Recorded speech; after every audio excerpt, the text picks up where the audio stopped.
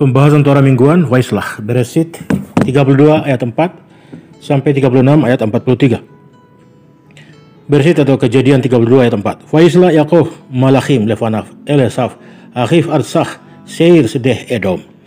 Yaakov mengirim utusan ke depannya untuk menjumpai Esau saudaranya ke tanah Seir di daerah Edom. Menurut Tasi, ini malaikat yang sebenarnya. Kata Ibrani Malachim berarti utusan dan malaikat. Malaikat menjadi utusan ilahi. Dengan demikian, ayat Yakub mengutus Malachim kepada Esau saudaranya dapat dipahami sebagai rujukan bagi utusan manusia juga. Oleh karena itu, penjelasan Rasi bahwa itu berarti malaikat yang sebenarnya.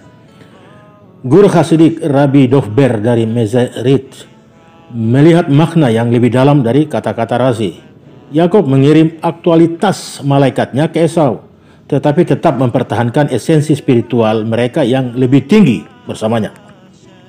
Beberapa orang membaca seluruh bagian ini setiap Sabtu malam setelah Afdalah.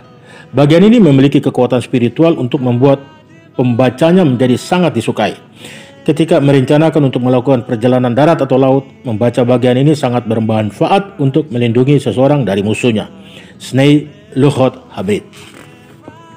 Bagian ini juga menyinggung semua yang terjadi pada kita di pengasingan kita saat ini.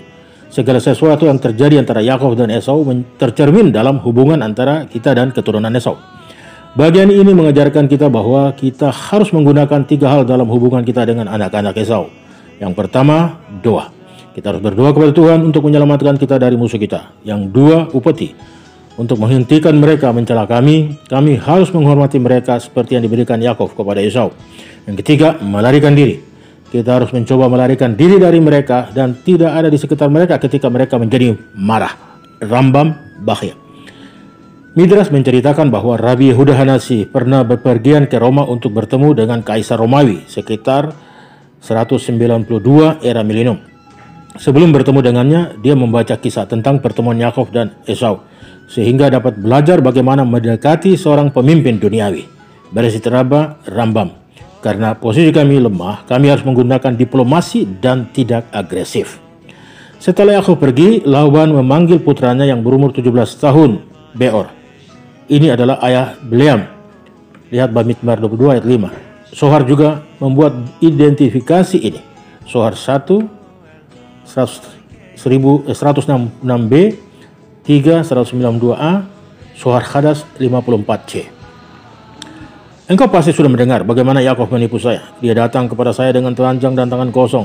Saya cukup baik untuk menerima dia dan menawarkan keramat tamahan. Saya menghormati dia dan memberinya 2 anak perempuan dan 2 budak perempuan sebagai istrinya. Dalam catatan saya, ia menjadi sangat kaya, memperoleh emas, perak, budak, dan kawanan besar ternak. Begitu dia sangat kaya, dia menipu saya. Saya pergi untuk memotong domba-domba saya, dan dia dengan semua keluarga dan harta miliknya melarikan diri ke tanah Kanaan. Alih-alih memberikan saya mencium cucu-cucu saya dengan baik. Dia menculik mereka seperti tawanan perang.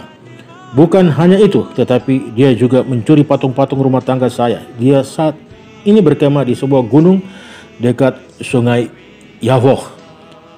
Seranglah dia tanpa peringatan dan lakukan seperti yang engkau inginkan kepadanya. Jika engkau membunuhnya, engkau akan membantu saya.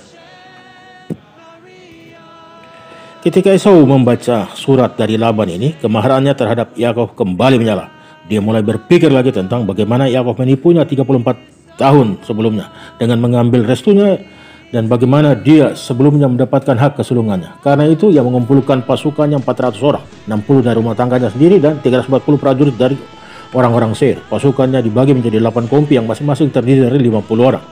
Salah satu letnan adalah putra Elifaz. Esau sendiri berada di tengah-tengah pasukannya, memberi perintah seperti seorang jenderal. Dengan demikian ia menuju kepada Yakov. Sejumlah kenalan Esau pergi ke tanah Kanaan dan memberitahu Rivka tentang rencana Esau. Menasihati dia bahwa Yakov akan membutuhkan bantuan. Rivka mengirim 72 hamba terkuatnya, masing-masing seorang prajurit terlatih. Bersama mereka, dia mengirim pesan berikut ke Yakov. Putraku, aku telah mendengar bahwa dendam Esau terhadapmu telah bangkit kembali. Dia telah merekrut pasukan untuk membunuhmu. Nasihatku kepadamu adalah bersikap baik kepadanya dan bersikap dengan sangat rendah hati. Beri dia hadiah untuk menenangkannya. Jika dia bertanya padamu, apa yang kau lakukan sejak terakhir dia melihatmu, katakan semua padanya. Jangan hilangkan sedikit pun. Hormatilah dia dia masih kakakmu. Oleh karena itu Yakov mengirim sejumlah orang untuk mendahului dia kepada Esau. Mereka menuju ke arah daerah Edom di tanah Seir.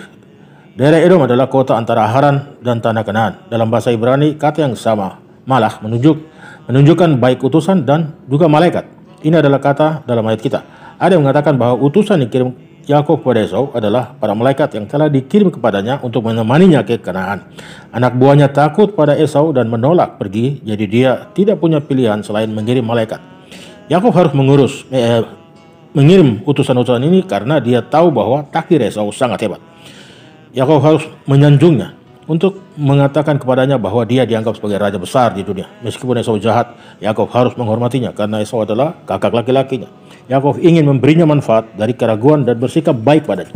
Lagi pula, keduanya adalah saudara. Yakov berkata pada dirinya sendiri, "Aku tahu bahwa Esau sangat menghormati bapa. Dia tidak pernah melakukan apapun untuk membuat ayah marah. Selama ayahku masih hidup, aku tidak perlu takut dari Esau. Tapi ini adalah waktu yang tepat untuk menenangkannya sehingga dia tidak akan membebani saya nantinya." Torah mengatakan kepada kita bahwa Esau tinggal di tanah Seir di daerah Edom. Ini untuk memberitahu kita Esau orang yang pendendam. Dia tidak pernah ingin melupakan apa yang telah dilakukan Yakov kepadanya. Seir berarti kambing. Esau ingin mengingatkan dirinya secara terus-menerus bahwa Yakov telah mengenakan kulit kambing muda sehingga lengannya akan tampak berbulu, Seirot, ketika dia menipu Ishak untuk memberkatinya. Ini akan terus mengingatkannya bahwa Yakov telah mencuri berkatnya. Dia menamai kotanya Edom, berarti merah, warna rebusan, yang Esau telah menjual hak kesulungannya. Bereshit 25 ayat 30. Ini adalah hal lain yang tidak akan pernah dia lupakan.